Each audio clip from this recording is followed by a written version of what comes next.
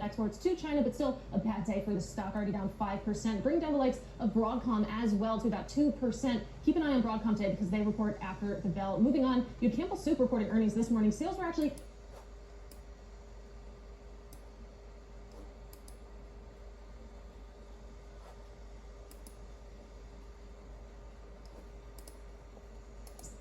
$6 higher on higher prices. That turned out to be a wash, though, because expenses jumped 12%. That dragged down margins, dragging down the stock early this morning as well. And meanwhile, the job cuts continue.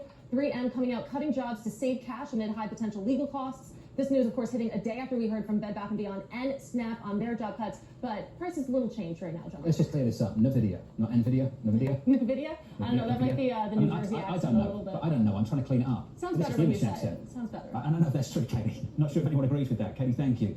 NVIDIA? Anyway, let's go with that. Just say it really quickly. Down about 5 or 6%. Abby's got more. Abby, which one is it? I've always gone with NVIDIA, so go, I'm not done. sure if that's right. Done. But You and Katie win. okay, well, maybe, but I don't know. I agree with Katie. It might sound better when you say it. But in any case, any way you say it, the stock is down sharply, down about 5.7%. And this is just one slice of the weakness that we're seeing for chips right now. Now, of course, NVIDIA is down for 2 reasons today. A double whammy. Chengdu, as you've been talking about, has been shut down. That's 1.7% of the Chinese economy. And they've received 26% of their revenue from China. So you have demand concerns. That's been a story for NVIDIA for some time now. They pre-announced in early August. They also put up a messy quarter. But then on top of it, what Katie was talking about in terms of the U.S.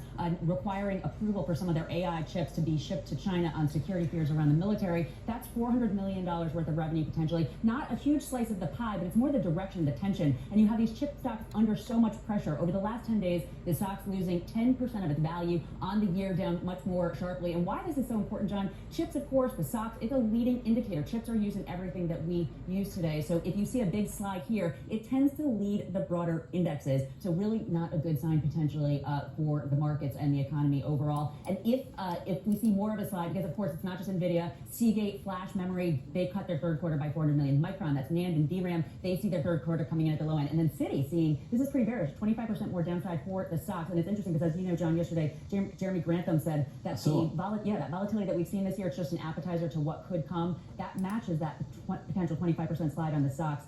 It could just be brutal from an economic standpoint. There's so much better stuff out there. I need a nice Marko Kolanovic note over at JP Morgan just to get my teeth into it. Talk about the bullish side of things for 5 minutes or so. Abby, thank you. Another slide here. 5 days of it now. 5 days of losses on the